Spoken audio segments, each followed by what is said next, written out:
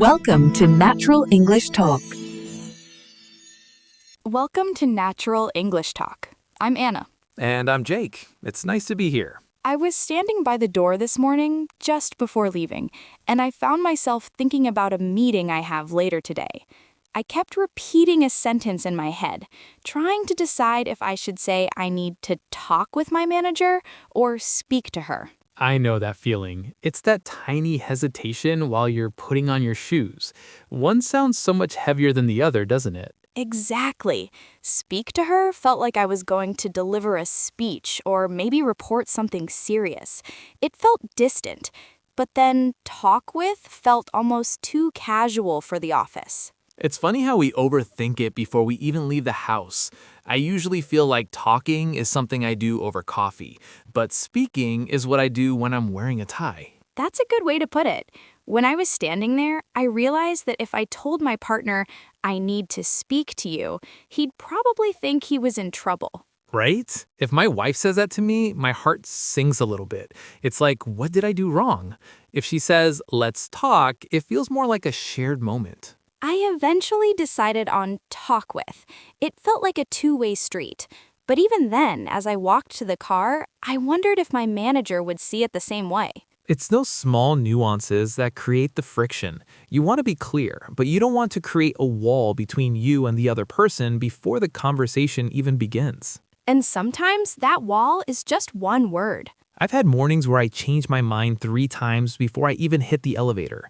You want to sound natural, but you also want to sound like you know what you're doing. It's a quiet kind of pressure we put on ourselves. I felt that same pressure today at the office, right before our team sync. We were all standing around the coffee machine just chatting about the weekend, and it felt so easy to just talk. No one was really thinking about the words. Those hallway moments are so relaxed. You're just talking about nothing in particular, and the energy is light. Exactly. But then the clock hit 9 and we walked into the conference room. Suddenly the atmosphere shifted. My colleague stood up and said, I'd like to speak about the new project. And the whole room went silent. It's amazing how that one word changes the posture of everyone in the room. It goes from a circle of friends to a formal audience. It really does. I found myself wondering if I should have used that word when I had my turn. I started questioning if my talk was too informal for a meeting that felt so important. I think we often feel that tension when the setting changes. You're the same person you were 5 minutes ago at the coffee machine, but now you feel like you need to speak to be taken seriously. That's it. I didn't want to sound like I was just rambling. I wanted to sound professional. But at the same time, if I'm too formal, I feel like I'm losing that connection with my teammates. It's a delicate balance. If you say you're going to speak to the group, it implies you have something authoritative to say. If you say you want to talk to them, it feels like you're inviting them in.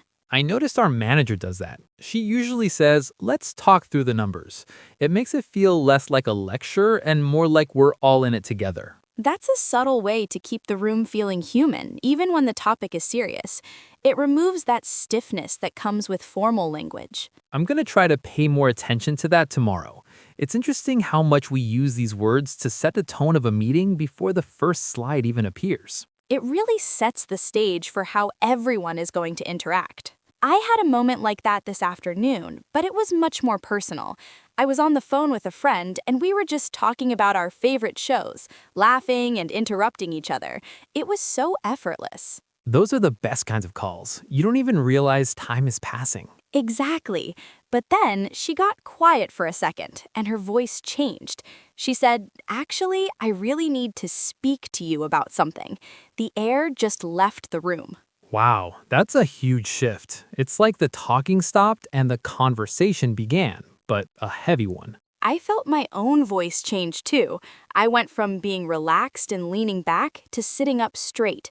I realized I wasn't just talking anymore. I had to listen in a different way because she chose to speak to me about a problem. It's interesting how we do that instinctively. When things get serious, we move away from that casual, rolling talk. We become more deliberate. We choose speak because it carries more weight. It felt more focused. I found myself choosing my words so carefully, almost like I was editing them in my head before they came out of my mouth. I didn't want to just talk over her. Did it feel like the distance between you grew, or did it feel like the connection got deeper? A bit of both, honestly. The distance grew in a formal sense, but the emotional depth was much stronger. It wasn't just chatting anymore, it was an important moment. I've had those calls where you can almost hear the shift in the other person's breathing. You realize the fun part of the day is over, and now you're speaking about real life. It made me realize how much we rely on those subtle signals to know how to behave. If she had just kept talking, I might have missed how much she was hurting. It's a powerful tool, even if we don't realize we're using it to change the mood.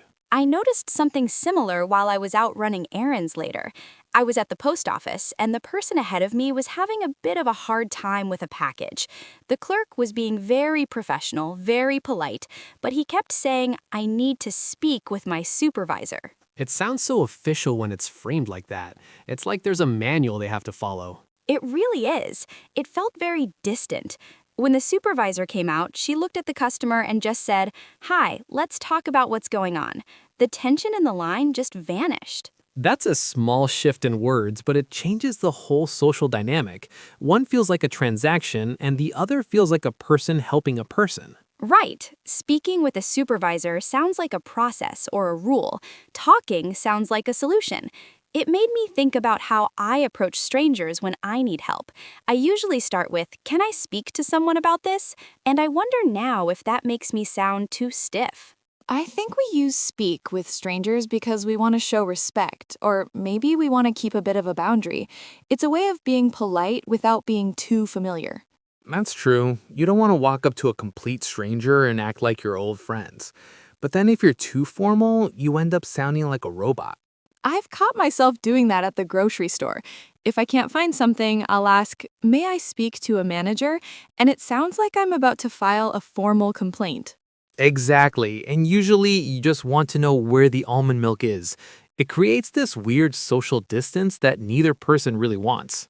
It's a fine line to walk. You want to be friendly enough to be approachable, but clear enough to get the job done. It's funny how we're constantly adjusting that distance, often without even thinking about it, just by picking one of these two words.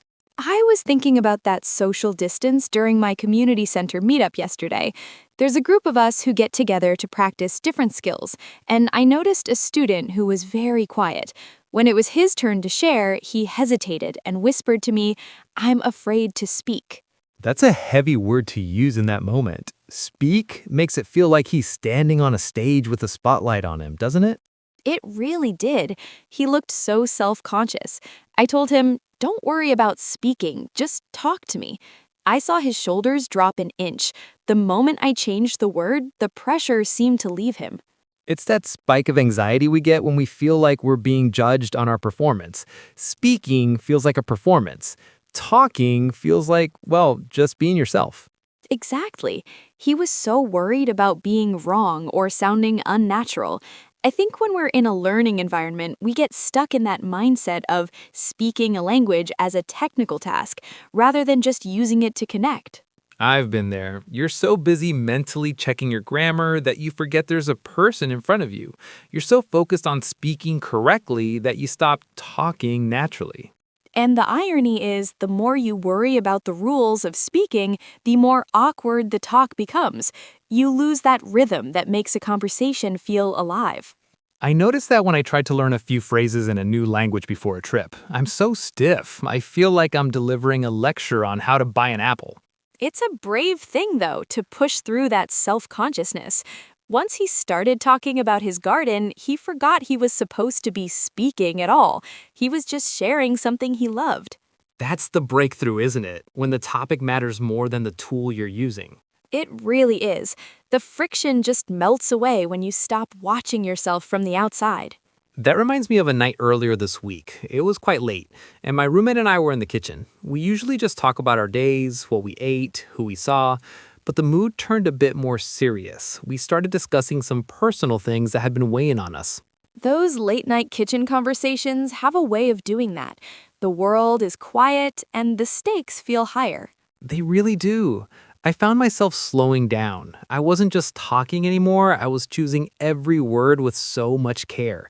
It felt like I was finally speaking my mind about things I usually keep hidden. It's a shift from being casual to being intentional. You can feel the weight of the words as you say them. It's almost like you're handling something fragile. That's exactly how it felt. I realized that when we talk, we're often just filling the silence. But when we truly speak about something sensitive, the silence becomes part of the conversation. You wait for the other person to process what you've said. There's an emotional tension there. You're deciding how much to reveal and how much to hold back. You aren't just exchanging information, you're sharing a part of yourself. And I noticed that as soon as I started being more deliberate, my roommate did the same. The talk became slower, deeper. We weren't just chatting to pass the time, we were speaking because it mattered. It's interesting how we instinctively know when to slow down. If we kept up that fast, casual, talking pace, the moment would feel disrespectful to the topic. I think that's why those conversations stay with you. You remember the feeling of the room, the way the light looked, and how important it felt to be heard. It's no longer just noise, it's a real connection. I had a version of that struggle today, but it wasn't in person. I had to record a voice message for a new client. I kept hitting delete because I couldn't find the right tone. I wanted to sound professional, like I was speaking as an expert, but I didn't want to sound cold. That's the digital version of that inner friction. You're staring at your phone, wondering if you should sound like a human being or like a business manual. Exactly. If I'm too conversational, I worry they won't take my work seriously. But if I sound like I'm speaking to an audience, it feels like I'm reading a script. I want them to feel like they can talk to me, not just listen to me. I do the same thing with emails. I'll write, I'd like to speak with you about the proposal. Then I'll delete it and write, can we talk about the proposal? One sounds like a summons to the principal's office, and the other sounds like a partnership. It's hard because you can't see their face. You don't know how they're receiving this speak versus the talk. You're just sending these words out into the world and hoping the tone lands where you intended. I think we overthink it because we want to protect our reputation. We think speaking is what serious people do. But in my experience, the people I actually enjoy working with are the ones who just talk to me like a person. That's such a good point. When I finally sent the message, I just said, I'd love to talk through these ideas with you. It felt much more like an invitation than a lecture. And I bet they appreciated that. It removes that layer of professional armor that makes everyone feel a bit stiff and uncomfortable. It's about being taken seriously for your skills, but still being human enough to have a coffee with. It's a balance we're all trying to strike, whether it's in a voice note or a formal email. It's funny how all of this stays with you. I'm sitting here now just reflecting on the day, replaying those moments in my head like a movie. I do that every night. I think about that one moment where I hesitated or the time I said speak when talk would have felt so much warmer. You wonder if the outcome would have changed. Like if I had just talked to that clerk instead of speaking to them, would the whole interaction have felt less like a battle? It's easy to get caught in that loop of overthinking. But then I realized that most people don't notice the specific word choice as much as they notice the feeling behind it. That's a comforting thought. We feel the friction because we're the ones navigating it, but to the other person, it's usually just a natural exchange. They're just glad to be heard. Exactly. When the day is over, the awkward moments fade, and you're left with the memory of the connection. Whether we were talking about the weather or speaking about our lives, the point was that we were together.